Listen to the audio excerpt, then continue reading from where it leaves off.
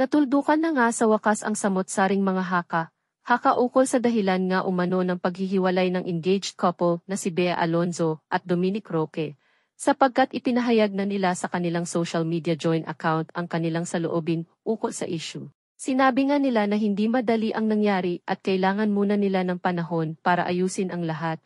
Nalulungkot lang sila dahil nga sa kung ano-ano ang mga naglalabasang dahilan ng paghihiwalay nila na wala namang katotohanan at nakakainsulto pa nga daw yung iba. Nakiusap na nga sila sa mga netizen na igalang na lang ang naging desisyon nila dahil masakit din sa kanila ang nangyari. Grabe din naman kasi talaga yung iba, dinaig pa si Detective Conan kung makapag-imbestiga. Hindi mo na tuloy alam kung kapanipaniwala pa o hindi na. Pero ganun talaga kasi nasa showbiz sila eh. Kaya pag-uusapan talaga sila at kailangan yung tanggapin yun. Ganun talaga pag sikat, diba? O ayan ha, sa mga sobra makagawa ng issue dyan, magpahinga muna kayo at malapit na ang Valentines. Hahaha, tama na muna sa kakamarits. Nakakalungkot man para sa inyo, Bie, and Dom, dahil ako'y fan na fan nyo. Kaso that's life talaga. Magpahinga at mag-isip na muna kayo.